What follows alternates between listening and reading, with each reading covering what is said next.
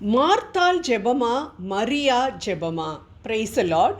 மரியா அழுவதையும் அவரோடு வந்த யூதர்கள் அழுவதையும் கண்டபொழுது இயேசு உள்ளம் குமுறி கலங்கி, அவனை எங்கே வைத்தீர்கள் என்று கேட்டார். அவர்கள் அவரிடம், ஆண்டவரே, வந்து பாரும் என்றார்கள். அப்பொழுது இயேசு கண்ணீர் விட்டு அழுதார். யோவான் 11:33-35 வரை. இறந்து போயிருந்த லாசருவை இயேசு கிறிஸ்து உயிரோடு எழுப்பின இந்த சம்பவத்தை சற்றே தியானிப்போம். இங்கு மரியா அழுததை பார்த்தவுடன் இயேசு அவனை உயிர்ப்பிக்கும் விதமாக கேட்ட கேள்விதான், அவனை எங்கே வைத்தீர்கள் என்று. மரியாவும் மார்த்தாலும் ஆண்டவரிடம் பேசிய வார்த்தைகள் ஒன்றுதான். நீர் இங்கு இருந்திருந்தால் என் சகோதரன் இறந்திருக்க மாட்டான்.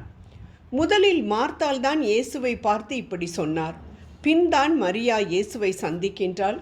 ஆனால் இரண்டு பேரும் இயேசுவிடம் சொன்னது அச்சு பிசகாமல் ஒரே விதமான வார்த்தைகள். ஆனால் மரியாவின் ஜெபம் இயேசுவிடமிருந்து அற்புத செயலை கொண்டு வந்தது. எங்கே வைத்தீர்கள்?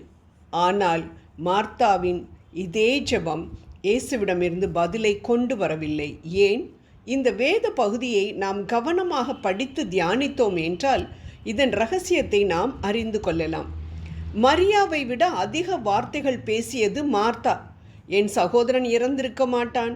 இயேசு அதற்கு அவன் உயிர்த்தெழுவான் என்று சொன்ன பொழுது, இறுதி நாளில் உயிர்த்தெழுதலின் பொழுது அவனும் உயிர்த்தெழுவான் என்பது எனக்கு தெரியும் என்கிறாள். இதன் அர்த்தம் அவன் இறந்தது தான், செத்து போயிட்டான், அவ்வளோதான்.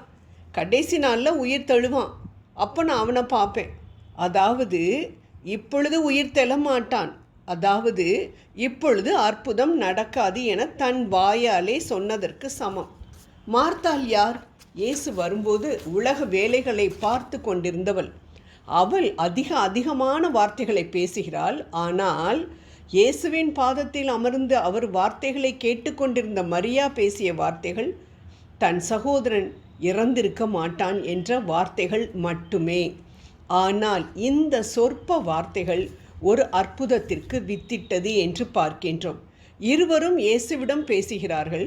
ஒருவரது ஜெபம் மட்டும்தான் அற்புதத்தை கொண்டு வந்தது. ஏன்? மார்த்தாளிடம் ஜெபமும் வார்த்தைகளும் தான் இருந்தது. ஆனால் மரியாளிடம் ஜெபத்தோடு கூடிய அழுகையும் இருந்தது. அவள் அழுவதற்காக கல்லறைக்கு போகிறாள் என எண்ணி யூதர்கள் அவள் பின்னே வந்ததாக நாம் யோவான் 11:31 வாசிக்கின்றோம். அதாவது இருதயம் உடைந்து கதறி அழுது ஜெபித்த ஜெபம் இயேசுவை ஆவியிலே கலங்க பண்ணினது என்றும் அவரை கண்ணீர் விட்டு அழச் செய்தது என்றும் நாம் இங்கு பார்க்கிறோம்.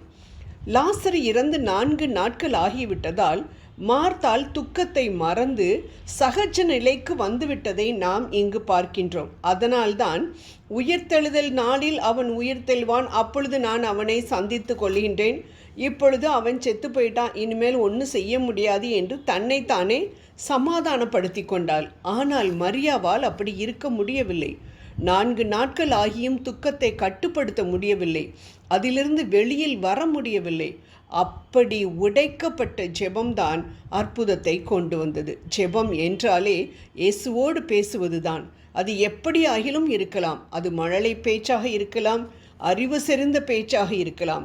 எந்த ஜெபத்தையும் இது தவறானது என்று நாம் சொல்லிவிட முடியாது. ஆனால் ஆண்டவரை அசைய பண்ண வேண்டும் என்றால் அது கண்ணீரின் ஜெபமாக, அழுகையின் ஜெபமாக, மனதின் ஆழத்திலிருந்து வரக்கூடிய ஜெபமாக இருக்க வேண்டும். ஆக அற்புதத்தை கொண்டு வர மரியா செய்த ஜெபம் சுருக்கமாக மத்தேயு 6:7 தன் மனதை ஊற்றிவிட்ட, அதாவது அழுகையோடு கண்ணீரோடு கூடிய ஜெபமாகவும் அவிசுவாச வார்த்தைகளை உள்ளடக்காத ஜெபமாகவும் இருந்தது. ஆனால் மார்த்தாவின் ஜெபம் அவிசுவாச வார்த்தைகளினால் நிரம்பிய ஜெபம். மரித்து இறந்து போய் 4 நாட்கள் ஆகிவிட்டதே, நாருமே. அவள் சொன்னது உண்மைதான். ஆனால் விசுவாசம் இந்த ரியாலிட்டிக்கு, அதாவது நிஜத்துக்கு அப்பாற்பட்டது. எபிரேயர் 11:1. ஆகவே அன்பானவர்களே, நாமும் இக்கட்டான சூழ்நிலைகளில் அனைத்தும் நமக்கு பாதகமாக அமைந்திருக்கும் பொழுது கடலில் அடிக்கின்ற காற்றையும் கடலையும் புயலையும் பார்க்காமல் அவை அனைத்தையும் தாண்டி புயலின் நடுவே கடலில் நடந்து வருகிற இயேசுவை பார்ப்போம்.